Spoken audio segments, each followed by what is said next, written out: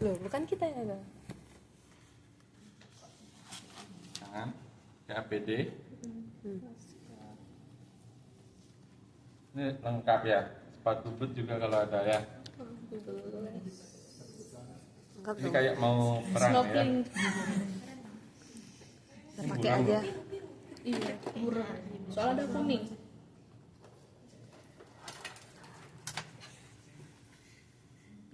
Saya punya videonya, kayaknya ini cara menggunakan APD yang benar. Kira-kira mana yang paling pertama? Yang hal pertama-tama itu apron dulu. Apron dulu ya. Apron dulu baru handscoon terakhir. Handscoon 2 kali kayaknya guys. Nanti pas pelepasan baru handscoon pertama. Di Apron iketin di. yang benar itu apron yang ini, disposable. Yang bening itu udah sih. Iya kawan. Ini kayak ke kamar bedah ini. Iya. Muat. Bisa nih diikat. Kayaknya kekecilan. Bisa. Simulasi nih. Simulasi jadi Kamu sudah ininya. Mana cuma doanya pokoknya. Diikat tali. ini kayak mirip bajunya ibu hamil yang lahiran. Emang. Dulu di ruang VK gitu. Oke, orang yang bingung.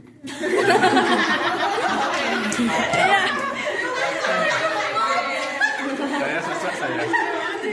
Oh, Ya nggak sudah pakai itu ya, lengkap ya. Nah setelah itu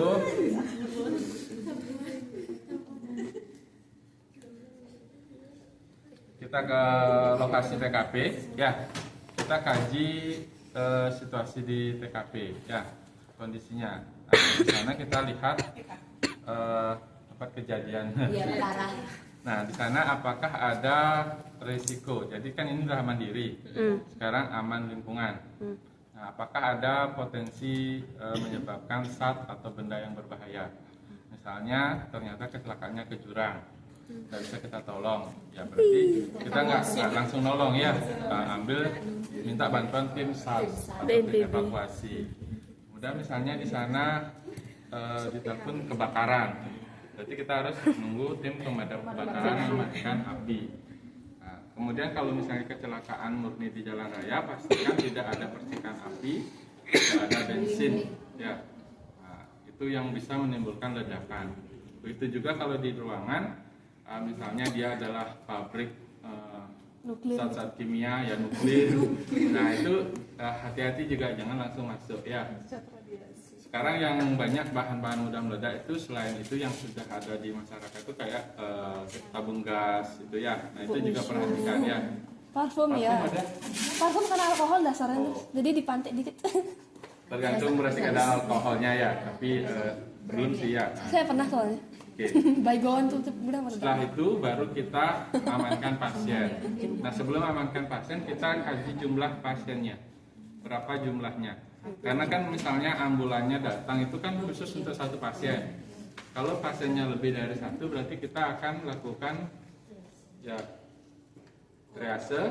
Kemudian kedua adalah memanggil teman bantuan lagi ya. Jadi mau bantuan untuk menolong sisanya, bahwa kita identifikasi misalnya ada 5 korban. Nah, jadi kita minta tolong untuk dibantu supaya bisa menghandle 5 korban. Nah, setelah minta tolong itu kita triase, yang mana bisa kita tolong lebih awal. Nah, kalau dalam situasi itu kita pakai triase apa? Mau ngomongin triase nih. Yang ASI Australian apa itu? Australian Triage System ATS. Berarti yang paling gawat kita tangani dulu. Ya, Sepakat? sepakat.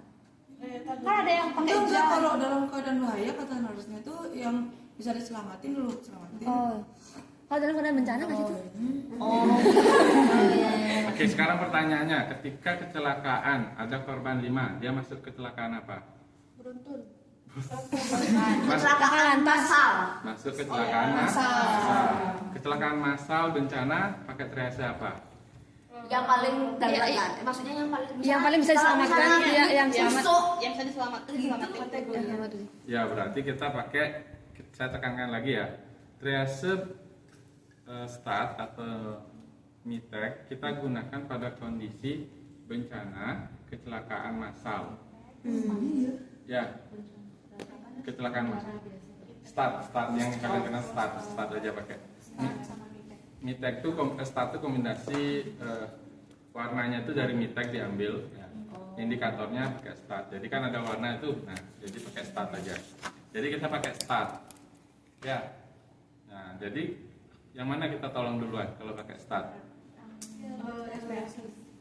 Yang bisa diselamatkan lebih dulu. Jadi panggil Bapak Ibu yang masih ada dalam kendaraan, silakan keluar dan ikuti arah suara.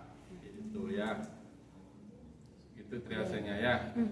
Jadi itu diselamatkan, dirawat dulu. Nah kalau ada yang tidak sadar 2 atau 3, nah itu baru kira-kira kita tagging lagi mana yang mungkin bisa diselamatkan. Karena kalau di luar rumah sakit kita berpacu dengan logistik namanya, alat dan bahan ya, logistik yang kita bawa. Ya, jadi logistik itu usahakan bisa menyelamatkan lebih banyak korban. Nah, ketika nanti sudah masuk hospital, nah hospital itu dalam kondisi kecelakaan massal, kerusuhan atau apa kemarin tuh? Ini apa? Unjuk rasa ya, demonstrasi, tawuran, nah itu jadi masih ya kecelakaan massal, tawuran, kerusuhan, kemudian bencana yang bencana alam, nah itu pakai triase start. Nah, kemarin yang ya, mana yang bisa ditolong tuh. Tapi di sana kan kondisinya sudah stabil, sudah bukan lagi red zone, sudah yellow zone ya, yellow dan green zone. Jadi sudah kita sudah menolong mengalir sama ini kayak Yankes jadinya, kan sudah kayak Yankes, tidak lagi dalam situasi tapi masih dalam kondisi tanggap darurat, artinya masih peralihan ya dalam situasi tanggap darurat bencana itu, artinya kita memprioritaskan daerah-daerah yang memang memiliki atau belum mendapatkan sentuhan layanan kesehatan waktu itu, atau yang memang benar-benar butuh untuk mencegah yang namanya KLB. Nah kalau bencana banjir, apa potensi KLB yang mungkin? Leptospirosis? Ya salah satunya bisa. Kolera? Yang paling gampang. Diare. Batuk pilek, diare, ya, leptospirosis, ya, itu juga bisa. Yang gatal-gatal paling banyak ya, batuk pilek, gatal-gatal, baru diare, ya, diare karena tidak ada air bersih. Oke, kembali ke trauma, bencana nanti kita ngobrol harapan ya banyak. Udah siapkan saya slide-nya. Jangan hilang mas. Oke, nah kembali, nah sudah itu, jadi triasenya kita pakai triase start. Jadi kita tolong, nah setelah kita sudah dapatkan pasiennya akan ditolong, apa yang kita lakukan sekarang? Amankan diri, lingkungan, pasien. Baru pasang neck collarnya dulu ya. Padahal ini kan trauma ya. Siapa bisa pasang?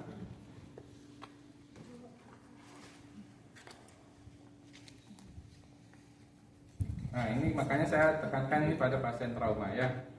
tidak mau digeser, tapi karena Nah kalau pasiennya tidak sadar atau ini harus ada yang megang ininya, kepalanya ya. Yuk.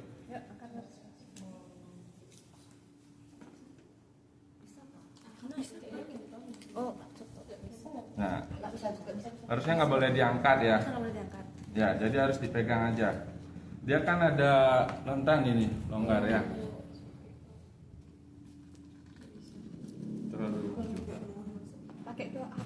Orang kasihan Aceng lagi di bawah. Siapa namanya Aca? Ari Aceng. Oh. Ya sudah terpasang. Nah sekarang ya ini. Nah sekarang kaji tingkat kesadaran pasien ya. Ya. Pak, kalau tidak berespon, satu. Tidak respon suara, tidak respon nyeri, berarti satu. Tidak mata juga. kalau tidak berespon langsung cek nadi. Langsung cek nadi, cek nafas. cek nadinya ya. Oh gitu. Ya. Nah, tapi kalau berespon nanti responnya di sini pakai ini ya. Pain ya apu. Alert for blow, pain. Ya. Kalau tidak berespon nanti cek nadi, cek nafasnya ada nadi atau tidak. Ya kalau masih ada nadi ada nafas baru kita lanjut kaji. RW-nya. Ya kaji RW, breathing, circulation. Ya. Pendarahan. Oh ya maaf. X-nya ya X-nya dulu. Kaji X-nya. X. Nah. Ada pendarahan di dada sama sekali. Kalau ada pendarahan, apa yang dilakukan? Oke, sumber-sumber pendarahan yang besar di mana? Otak. Tangan. Tangan, Kaki. Femur, sama lagi abdomen, tapi kan intratorakal atau intraabdominal, benar lagi Itu apa itu? di daerah ke kepala. Itu tiga yang sumber pendarahan yang besar ya. Kenapa? Karena darah arteri kan mensuplai darah ke otak paling banyak juga itu yang pertama. Kemudian di intraabdominal ada intratorakal itu ada pembuluh darah besar-besar sampai di femur. Ya itu yang menyebabkan. Kalau di badan ini kan kecuali dia luka tusuk atau luka tembus, termasuk tembak ya. Nah itu kemungkinan bisa darahnya terlihat keluar. Tapi kalau dia trauma tumpul, darahnya mungkin tidak terlihat. Nah, jadi itu bisa diidentifikasi nanti berdasarkan kita curiga kalau dia sudah ada lebam di daerah dada, di daerah perut. Nah itu kita curigai. Kalau dia lebamnya di dekat umbilikus, nah itu biasanya kita curiga ada intra abdominal bleeding. Ya ada ekimosis ya. Biasanya di peritoneumnya, peritoneum gitu ya. Nah, itu biasanya robek atau dia mengalami perdarahan. Oke, nah sekarang kembali ke pendarahan sudah ya, kita stop pendarahan. Baru ke RW apa yang kita kaji?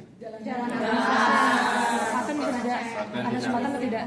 Ya kalau pasiennya sudah bisa diajak bicara, Paten. kalau tidak berarti kita cari suara nafas Nafasnya apa? tambahan. Apa saja suara? Noring, Bisa membedakan? tidor. Kalau pada trauma bising muncul nggak? Tidak. Enggak ya, jadi enggak semua. Jadi yang kalau pada kondisi trauma yang muncul itu adalah snoring, Tidur. Aku terus nggak ikut kelas. Ya, itu ikut kelas. Saya peng mas. Oh, nah wheezing itu muncul biasanya kalau dia di paru-paru ya atau di bronkus, jadi napas bawah. Kalau yang tadi itu adalah napas bagian atas. Jadi kita bebaskan. Nah, kalau wheezing, apalagi yang kalau di bawah suara tambahan. Ronki. Gimana suara ronki? Bukan agak-agak tapi ada Tergantung orang. Pernah dengar gesekan dedaunan atau pohon bambu? Oh benar. Bang itu gerak-gerak. Kalau ngingi itu wishing, kalau mengi. Kalau gesekan daun-daun itu terutama daun bambu dulu, itulah ronki. Nah, nanti ronki ada ronki halus, ada ronki basah. Oke ya, nah itu silakan nanti dipelajari. Oke, kita ke trauma. Nah untuk tata laksana udah tahu ya. Untuk snoring, gargling, tidur. Oke, anggap airway clear. Sekarang masuk ke breathing. Breathing apa yang dicari? saturasi. Ya saturasi harusnya di atas 95. Berarti kalau di bawah 95 Pasang pasang oksigen. Berikan oksigen ya. Kalau oksigen tidak menaikkan saturasi, Cek organnya ya. Nah di sini kita nggak cek ya. Nanti ada namanya di scan chest up itu kita identifikasi pasiennya sesak enggak. Jadi hanya frekuensi napas saja kita lihat dulu. Jadi ada namanya tahap initial assessment-nya pada skin size up. Kemudian ada nanti fokus examnya. Ya, ini istilahnya dalam pengkajian skin size up ini penilaian cepat pada kondisi trauma. Perlu tidak pasien kita lakukan load and go. Nah, load and go artinya di stabilisasi seperti ini, kemudian langsung angkat, nanti pasang infusnya di perjalanan, bukan di ambulan ya. Oke, itu kriteria load and go, kan pendarahannya sudah. Ya. Nah, kalau dia kemudian di breathing itu ya cari saturasi dan respirasinya aja. Oke, saturasinya tidak bagus, RN-nya lebih dari 30 atau kurang dari 10 itu termasuk kriteria load and go. Ya. Kemudian circulation ada kembali ya, ada pendarahan atau tadi X-nya tadi ada pendarahan, sudah masuk kriteria load and go. Berarti langsung diangkut bawa ke ambulan, jalan ya, nanti stabilisasinya di ambulan. Oke ya, terus ada penurunan kesadaran tadi juga masuk dia kriteria load and go. Penurunan kesadaran misalnya dia tidak berespon spontan. Ya, berarti sudah ada penurunan atau masalah oksigen tidak efektif ke otak. Nah, itu kriteria load go. Nah, setelah di ambulan kita tata laksana tadi yang menjadi masalah, patenkan jalan nafas, berikan oksigen, stop pendarahan ya. Nah, setelah itu baru kita lakukan fokus exam. Ya, fokus exam ini baru nanti kita mencari penyebab kenapa dia breathingnya sesak. Ya, kemudian kenapa dia tensinya tidak bagus, nadinya meningkat, apakah dia pendarahannya terlalu banyak, nah perlu di resusitasi. Nah di sana, ya kita dicari di sini adalah penyebab dia sesak. Misalnya apa saja penyebab sesak tadi kita lanjutkan di breathing. Adanya penyumbatan, adanya Kan RW-nya ada clear. oh iya, oh gini apa ada pneumotorak misalnya. Ya, berarti kita di breathing ya, di breathing itu ada organ paru-paru dan jantung. Ingat itu ya. Apa saja? Kalau paru-paru dia ada tension, ciri-cirinya udah tahu ya. Kemudian kalau pendarahan di intratorakal, Hematotoraks. kemudian untuk jantungnya, Apun ada jantung. ada jantung. Untuk tulang-tulangnya, Flail chest. kapan dikatakan pleural chest? Ada paradoxal breathing. Pernapasan paradoksal itu yang gimana? Pakasnya Dia mengepis dia kembalian gitu, terbalik. Tadi apa ya? Dari spidol. Oh nggak bisa. Enggak boleh sana, enggak boleh. Situ aja sepedanya. Nah, teh yang penting biar apa patah. Iya emang benar bis. Soalnya aku pernah mematahkan pendarahan aku yang kayak gitu. Sekarang mulai ke ada tension ya. Tension. Apa ciri-cirinya? Ada deviasi trakea ke kiri atau ke kanan. Apa yang membedakan ciri-ciri tension pneumotorak dengan temponet jantung? Beda, ada vena jugularisnya, ada stensi vena jugularis. Salah. Bukan. Suara. Trakea. Oh, Tension suara. sama temponet jantung sama-sama menimbulkan distensi vena jugularis. Terus yang suara nafas menjauh, vesikulum menjauh tuh, Nurs? Bunyi napas menghilang. Bunyi nafas menghilang. Lalu satu. Oke. Yang paling khas ciri tension pneumotorak yang pertama adalah dia deviasi. Deviasi trakea. Terus yang kedua adalah Suara ya suaranya ada vesikular menjauh. Hipersonik. ya ketika kita Auskultasi dulu. auskultasi dia menjauh benar. Kemudian ketika kita perkusi Perkusi, dia hipersonor. Itu tambahannya ya. Nah, itu tambahannya. Cek kali. Jadi ketika adik-adik menemukan ada distensi vena, curiganya boleh dua arahnya. Tension apa? Temponet jantung. Itu ingat ya. tension atau temponit jantung. Oke, Chan. Nah, apa yang membedakan nanti tension dengan temponit jantung? Nah, kalau di tension tadi itu suaranya ketika auskultasi suara parunya menjauh, perkusi dia hipersonal. Kalau suara jantungnya kalau dia hanya tension pneumotorak, suara jantungnya masih normal. Nah, berbanding terbalik kalau temponit jantung, suara paru yang normal, ya auskultasi vesikuler, kemudian perkusi dia masih sonor, tapi suara jantungnya menjauh. Tahu nggak kenapa bisa seperti itu? Fisiologisnya, kalian kan S1 harus tahu nih fisiologisnya. Karena darah. Bukan darah. Gimana anatomi paru-paru? Gambar saya jelek, gangguin ya. Iya. Ini dibilang jelek. Dia Nah, memegang kalau yang kanan berapa lobus? Tiga. tiga. Kiri baru dua. Kanan 3 ya. Kiri 2. Karena ada jantung. Jantung mana? Jantungnya nanti. Kita fokus ke tension. Nah, paru-paru itu apa lapisan paling luarnya? Jadi di sini ada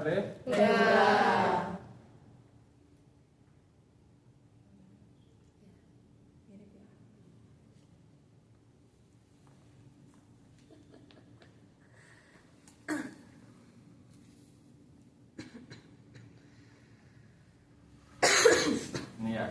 Nah, ini alveoli nih ya. Alveoli. Nah, bayangkan nih alveoli. Nah, ini selaput pleura. Ketika dia tension pneumotorak, lukanya nggak ada di luar, cuma lebam-lebam saja.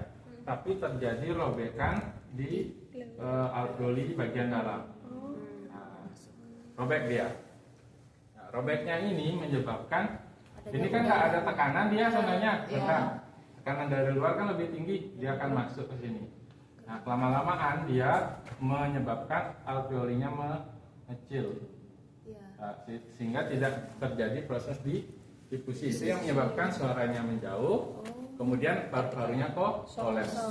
Apakah bisa terjadi di kedua belahan? Bisa saja, tergantung traumanya ya. Nah, caranya bagaimana untuk mengeluarkan udaranya?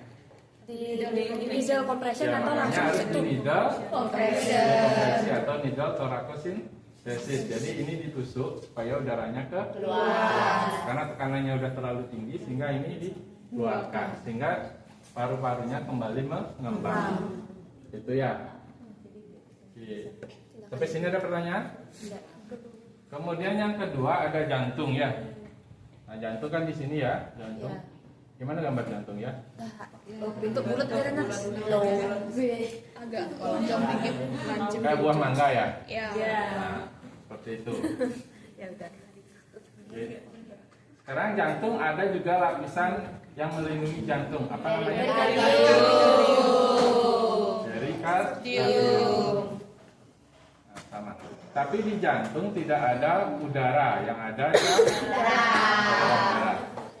Nah, ketika dia terbentur jantungnya, mungkin terlalu keras ya tekanan sternumnya, merusak pembuluh darah jantung. Bocor. Di sana kan ada arteri koroner, vena koroner.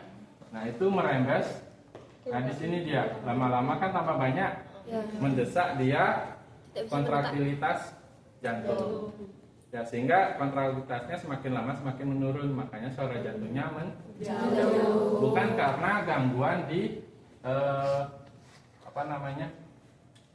di dinding ruang jantung, bukan ya. Jadi yang terganggu dia pengembangannya. Itu yang kita sebut dengan tension pneumotorak dan temponit jantung. Ya. Oke ya, sampai sini paham ya? Oke, biar tahu nanti menjelaskan. Atmanya udah hilang. Sehingga apa tindakannya di sini harusnya juga?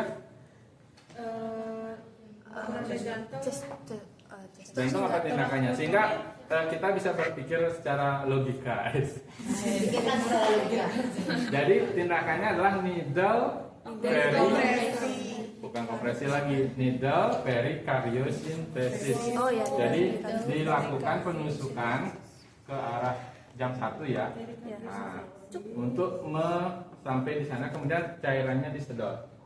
Itu tindakan life saving, bukan tindakan yang definitif. Tindakan definitif itu adalah tindakan yang permanen. Sama dengan needle sintesis, dia hanya bertahan maksimal sampai 1 jaman atau 45 menit ya. Sehingga harus segera ketika, kenapa harus load and go? Nah, sehingga ketika sampai di IGD itu biasanya kita langsung lakukan operasi situ. Makanya IGD itu ada Orang operasinya. ya, okas itunya ya. Jadi khusus untuk pasien-pasien yang memang kondisinya seperti ini, atau kayak fraktur femur yang pendarahan banyak gitu ya, atau internal bleeding. Nah, dan appendicitis termasuk situ juga. Iya. Karena yang ditakutkan terjadi perforasi menyebabkan ya pecah. Kalau pecah, jalan lebih susah. Ya, harus laparotomi.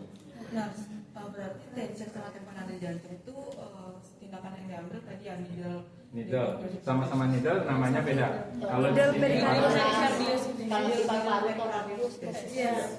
cuma yang melakukan needle pericardial synthesis pada jantung diharapkan yang spesialis jantung. Kita nggak diperkenankan ya. Tapi kalau mungkin kalian pernah pelatihan ATLS dan kalian yakin boleh.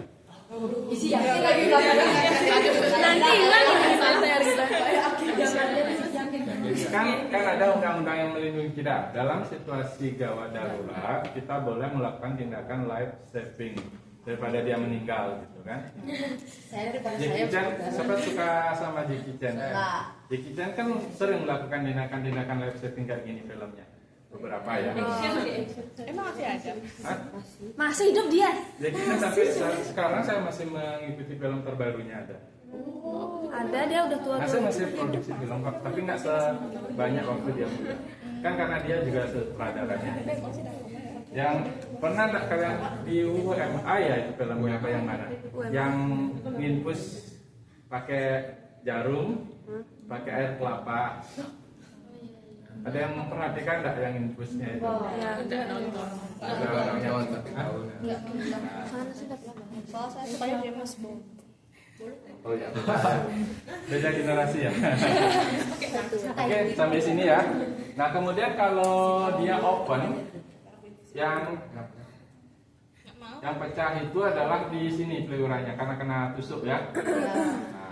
Nah udaranya masuk dari sini. Nah, karena tekanan di luar lebih tinggi dari paru-paru ya.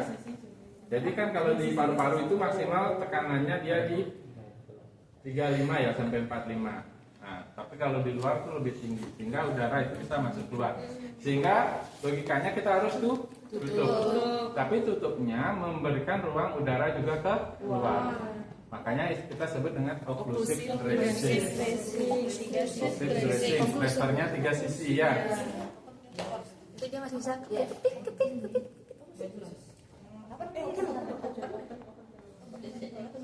Ya, open pneumotorak ini ya. Tension udah ada ya. Nah, kalau pneumotorak itu tindakannya sebenarnya kalau memang diharuskan ada namanya BSD ya, apa? BSD sini. Nah, di aksilanya, di Mid mid aksila. aksila, di pangkal 5 juga, ya. Tapi itu harusnya tindakan di ruang operasi juga, ya. Ruang operasi. Dan kalau memang pendarahannya tidak bisa dihentikan setelah di USG, ya harus dilakukan definitif apa? Torakotomi. Torakotomi itu di sini kan ada sternum. Ini di gerinde.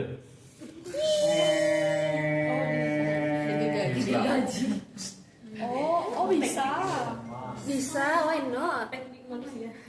Banyak cara untuk membuktikan. Jadi bukan tulangnya ya, bukan tulangnya dipatahin ya, tapi sternumnya. Di sini kan sternum. Ini yang runcingnya apa namanya? Proses spesius. Nah, jadi ini dibelah, gitu. Sama juga dengan bedah jantung. Jadi ini yang dibuka. Ya. Nah, bedah jantung ini fungsi jantungnya dipindahkan ke mesin dulu. Oh iya. Jadi diambil alih. Kan di sini ada arteri sama venanya, itu diambil alih. Nah, nanti di sini diklem, klem sudah dialihkan, langsung berfungsi. Nanti tubuhnya, jantungnya ada di mesin. Ini di operasi. Kayak di film itu loh yang cuplikan film India itu loh. Dan ada kalau di negara maju seperti Korea, Jepang, mungkin di daerah Jerman sudah ada jantung buatan. Korea ada. Wah, kuning juga ada. Soalnya mereka lebih maju di wanita. Nah, Kita nggak itu ya. perlu lihat karena kita Tapi mahal ya. Iya. Kalau kita mungkin seumur hidup kita belum bisa beli jantung ya. kita jual dan kita bisa beli jantung. Ya siapa tahu ya, karena resiko penyakit jantung sekarang kan semakin tinggi. Jadi penyakit kardiovaskular itu nomor 1 penyakit degeneratif dan penyebab kematian. Ya, termasuk di sana hipertensi ya. Kemudian kedua ada kanker. Ketiga adalah diabetes. Diabetes pun komplikasinya adalah sakit dan ginjal biasanya ya. Jadi 3 ini adalah penyakit Paling cepat mati ya. cepat mati. Sama-sama masih hidup kan? Topuan paling cepat bertemu. Nah, sampai sana sudah paham ya tindakan life saving untuk. Nah, kasus-kasus ini termasuk kasus kriteria load and go ketika melakukan focus examination pada skin size up. Nah, selain ini juga ada seperti tadi fraktur femur. Nah, itu termasuk kriteria load and go ya.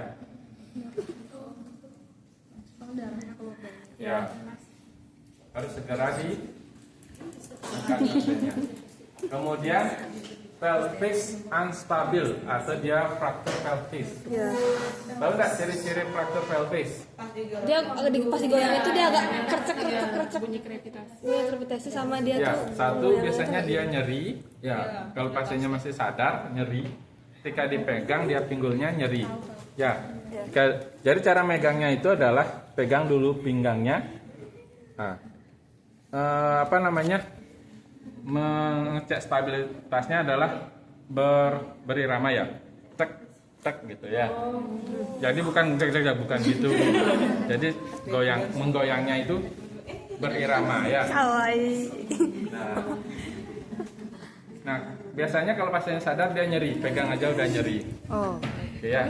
Kemudian ada krepitasi. Kemudian kalau tidak terlihat misalnya nyeri, pasiennya tidak sadar, kita bisa lihat di genitalia.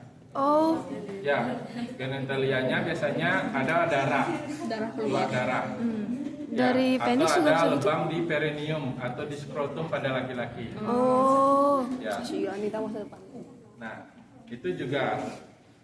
Kemudian ada istilahnya priapismus. Tahu istilah priapismus?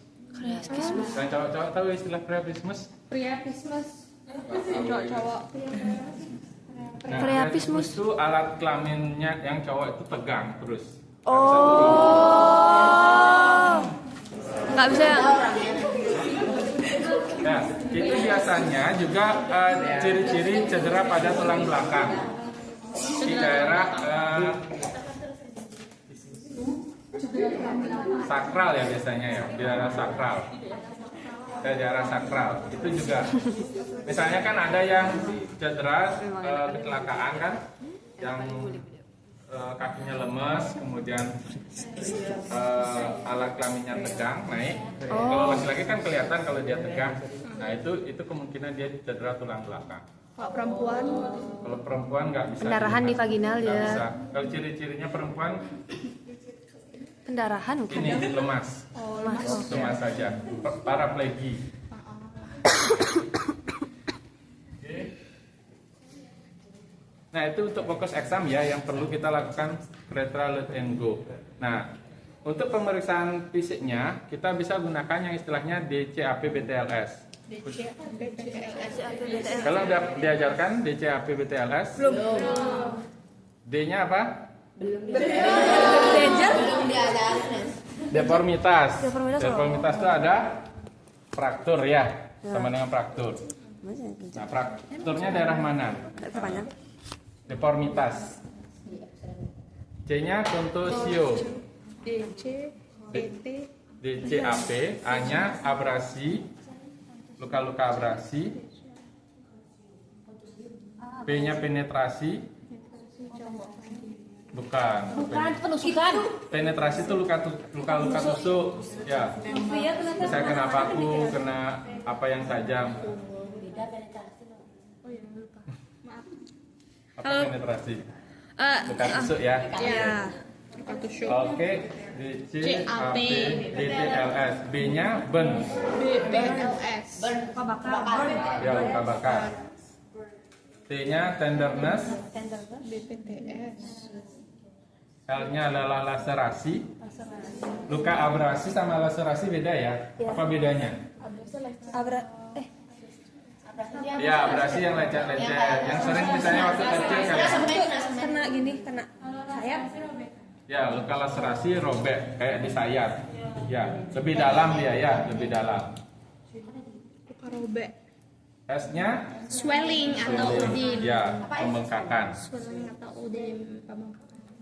Nah, Memang besar. itu kalian lakukan boleh ya seperti tadi, cek apakah ada trauma di dada, trauma di abdominal. Nah, di abdominal tadi ada ecchymosis, ada spider nevi atau dia ascites. Nah, itu kita curiga dia ada cedera di abdominal. Nah, selain itu kita lakukan di CAP BTLS. Jika ada di CAP BTLS, kita lakukan juga log roll untuk mengetahui untuk eksam fokus eksamnya. Iya. Itu yang di belakangnya ada cedera, ada Cek dulu ya benar nggak untuk tambahannya ada kelewat. skornya berapa? Ada. Ini jeda. Sarapan es krim aku bilang.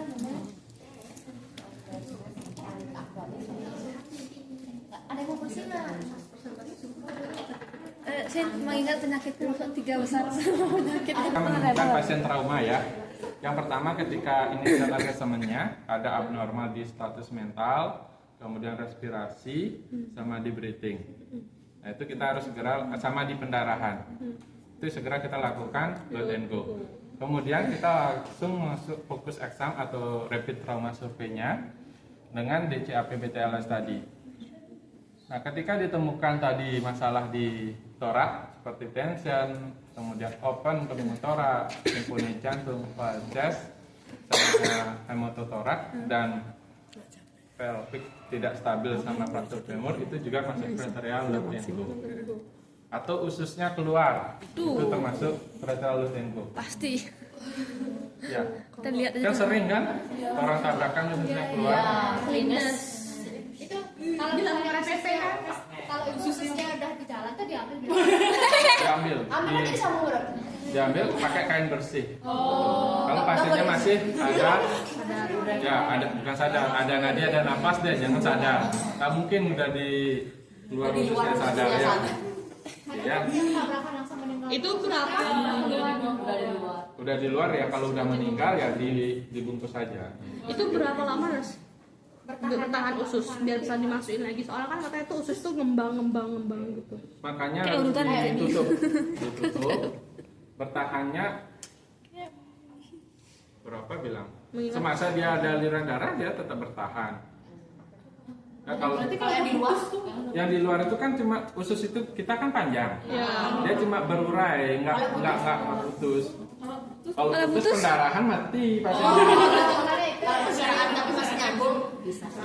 Iya masih bisa, tapi dicuci dulu, disteril dulu ya, disteril. Nanti berarti yang ngebentuk dong Bukan dibentuk, dimasukkan aja. Itu langsung gitu aja. dijahit nanti. Nanti kaki buat di tangan, akhirnya di tangan lagi. Itu kan bengkak dia semua besar. Iya makanya biasanya jarang langsung dijahit.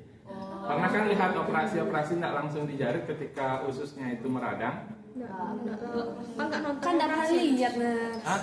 Ada pernah lihat. Ada nanti kondisi di mana usus laparotomi itu nggak langsung ditutup.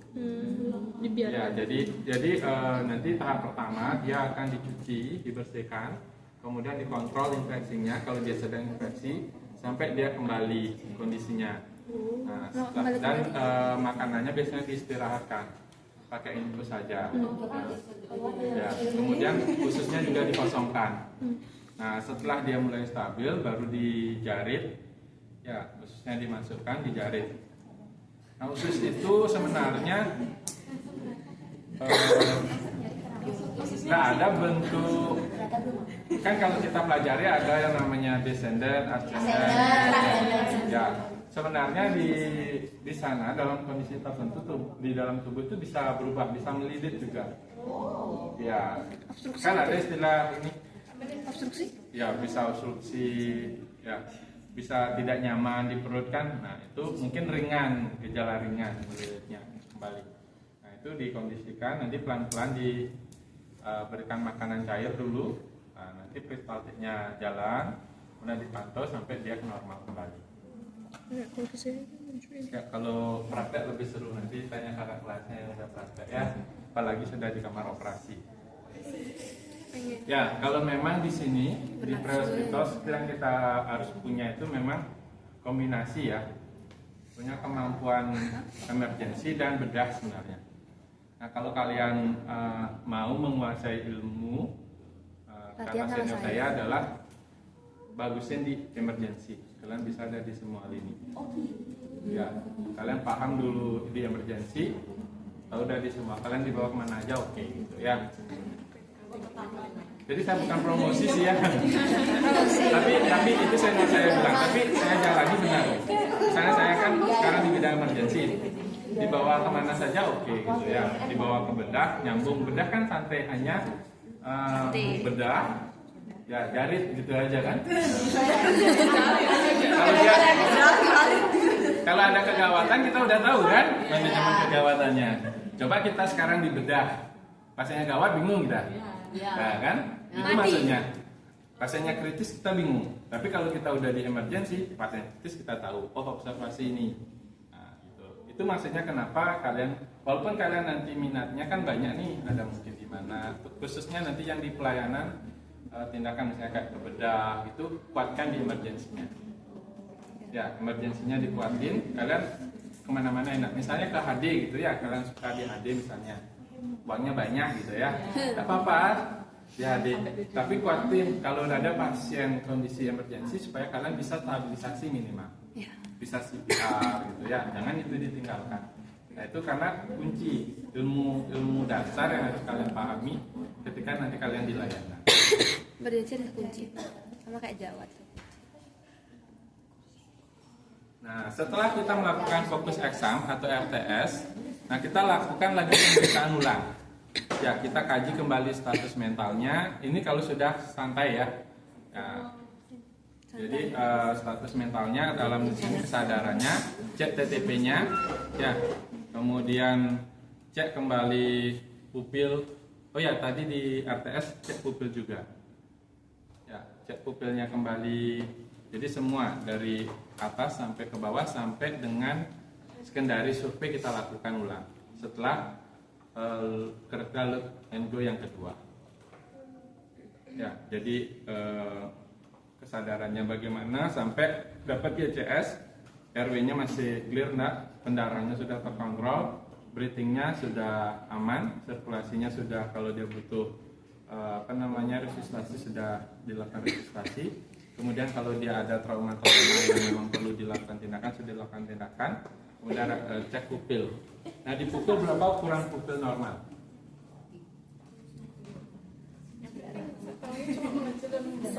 Harus tahu normalnya kan? Ukuran normal.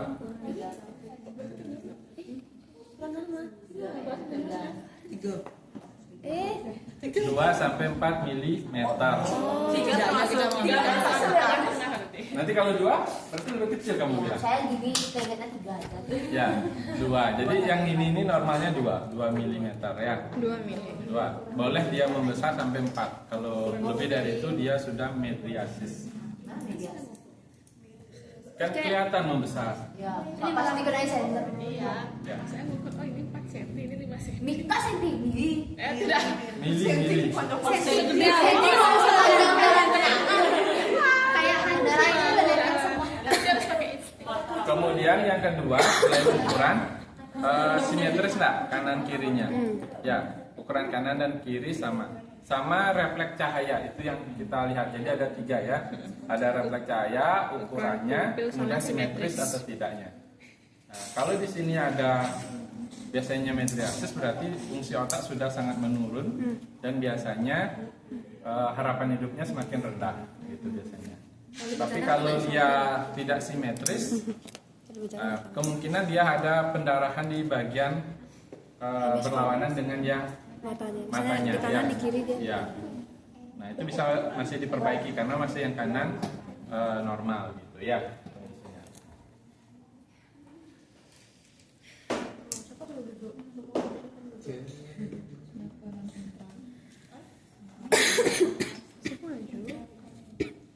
Ya, selain GCS ingat periksa pupil itu pentingnya di disability-nya.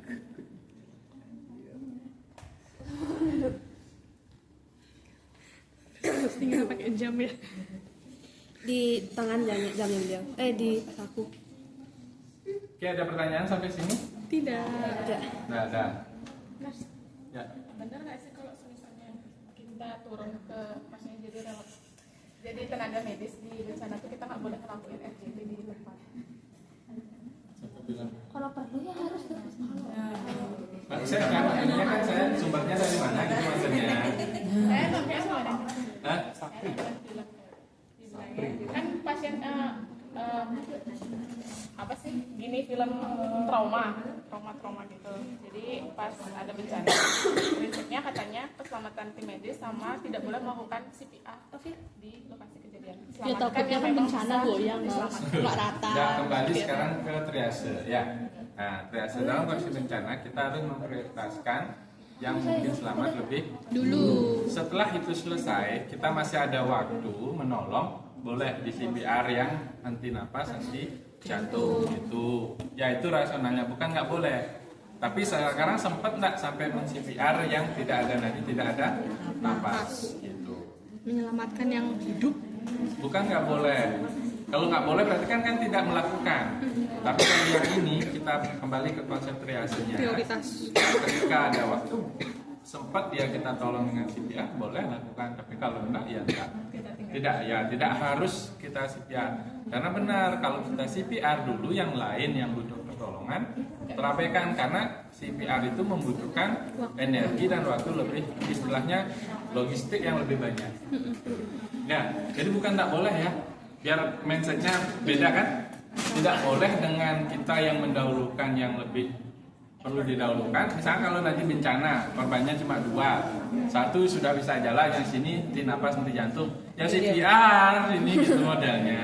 Ya, jangan tidak boleh di CPR, tinggalkan aja, bukan gitu sih. Ya, jadi biar beda itu nanti.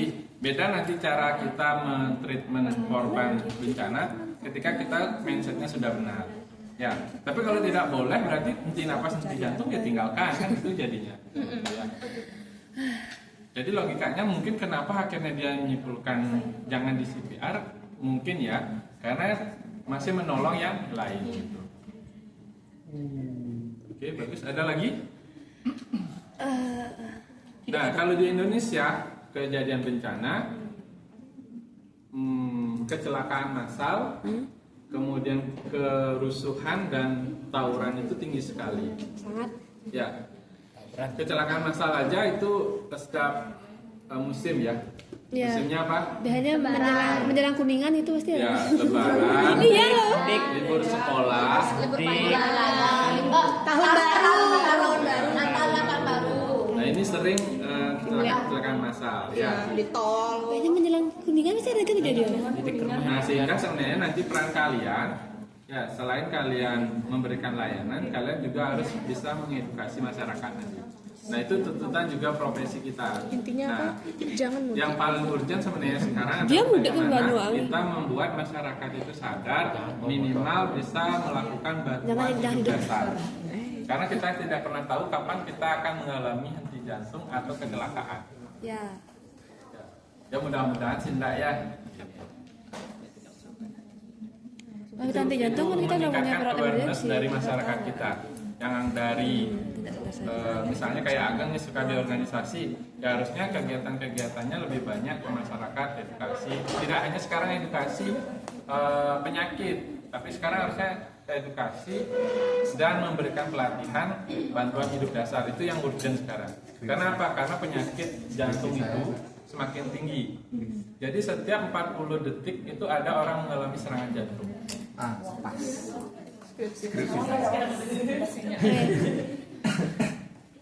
Skripsi saya tapi nggak dikerjakan.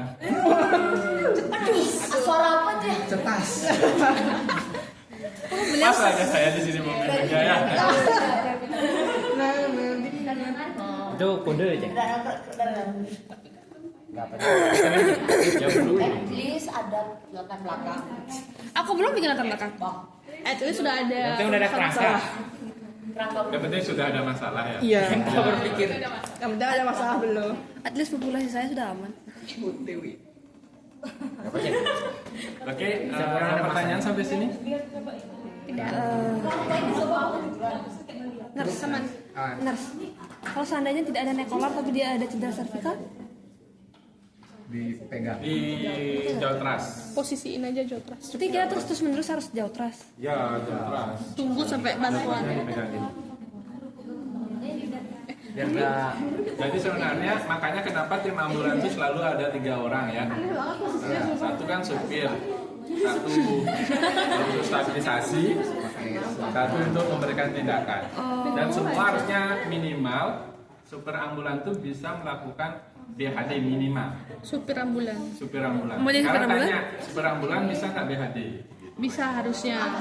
Makanya jadi penelitian. kalau seperti Di Indonesia kebanyakan supir ambulans nggak bisa. Nggak bisa. Tapi karena Cuma dia nyetir doang. memiliki SIM apa? SIM ambulan. A. SIM SIM A. SIM B khusus dia. Tapi di Kuta ada loh nurse ambulannya yang bisa CPR karena dia perawat.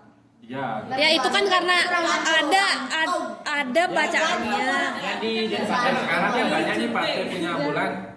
Partai ya banyak Gerindra partai gitu. Nah, sekarang nanya, bisa nggak dia CPR? Wah. Nah, terus sekarang kan lagi didorong juga ini ada namanya IMS, Emergency Medical System di setiap kabupaten kota. Sekarang misalnya salah satu Badung, coba tanya Badung satu ambulans satu desa. Iya. Desa, satu kelurahan ya. Sekarang tanya, bisa nggak supir ambulannya tuh CPR? Enggak. Orang bupatinya aja kayaknya nggak bisa juga. belajar. Yang penting Bisa mobil. Sama Dan racing. kemudian yang kedua, kapan kita boleh membunyikan sirine dan kapan yang tidak?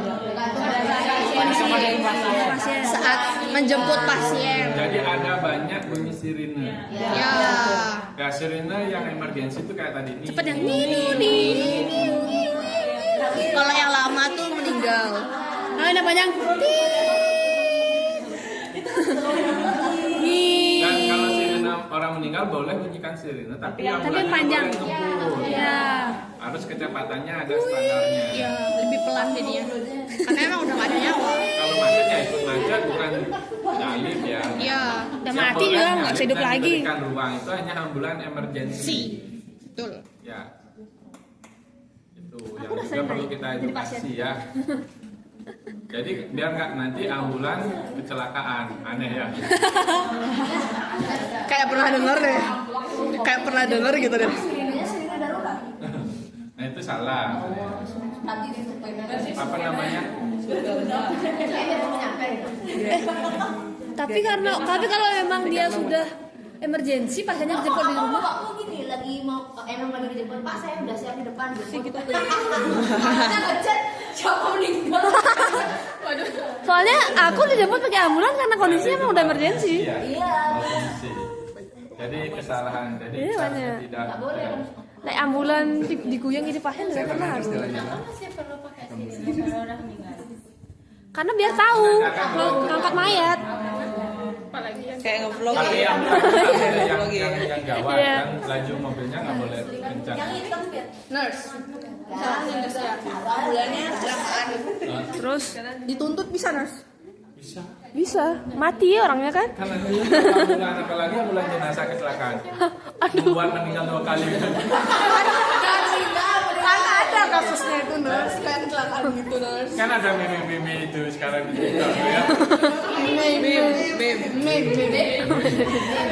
Sudah biarlah meme. Ya udah Ya kan. kalau di Jawa dibilang meme-meme. Ya, jadi kan ada tuh, jadi ambulan nyemplung ke sungai itu buat jenazah meninggal dunia. Itu mah industri. Tapi memang beneran terjadi di Jawa. Apa?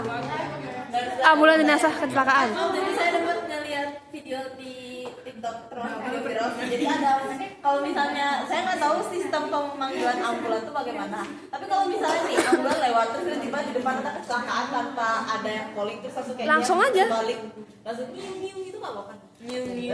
Boleh Jadi kok. ambulannya tuh sebenarnya dia tuh mau udah beres kerja nih supir ambulannya terus tiba-tiba ada Karena isi nakesnya nggak dapat. Kalau isi itu ada supir kecelakaan gitu loh terus pas saya lihat tuh dia putar balik gitu. Untuk jemput yang kecelakaan itu. Iya. Bisa, Iya. boleh. Oh, Boleh. Berarti kan ada kayak harus Enggak harus. ini ya SOP Pria dan sebentar. Iya aku tahu deh. Ini pria panggilan. Sistem ya. Kalau kalian kebetulan agak kok jauh di dibuka? sini, kalau di bencana biasanya saya kenalkan kalian ke istilah command system. Nah, siapa tahu kalau memang difasilitasi saat bencana, kalian boleh ke Denpasar atau ke provinsi BPBD untuk lihat command systemnya. Jadi di sana ada layar. Kalau di kemarin di BPBD Pusdalop namanya, jadi di bawah BPBD itu kan Badan Penanggulangan Bencana, ada namanya Pusdalop. Pusdalop ini membawai kegiatan SPGDT atau kegawat daruratan sehari-hari. Di sana ada istilahnya command system. Nah, command system ketika orang awam menelpon nomor telepon yang diberikan disosialisasikan ke masyarakat, ada sebuah kecelakaan, kegawat daruratan, itu akan masuk ke sistem pusat dulu. Di sana akan terlihat sinyal di mana orang menelpon. Nah, kemudian dari sana tim Pusdalop ini bisa melihat karena berisi GPS di ambulannya. Mana ambulan yang terdekat dari lokasi kejadian, itu akan di calling langsung di dalam jadinya. Kita nggak tahu, jadi di calling. Oh, ada yang memanggil dari sini jaraknya sekian di alamat sekian gitu. Ini nomor teleponnya. Jadi dia akan segera ke sana. Itu command system yang bagus seperti di luar negeri. Jadi ada istilahnya dispatcher namanya atau bystander yang siap sedia. Di sana juga harusnya dispatcher atau bystandernya itu tahu bagaimana penanganan first aid pada kondisi kegawat daruratan. Semua first aid harusnya paham, termasuk CPR. Nah itu di Canon calling 111. sehingga ketika diaktifasi itu dia boleh membunyikan alarmnya atau sirenenya. Nah, makanya bunyi menuju ke lokasi kecelakaan.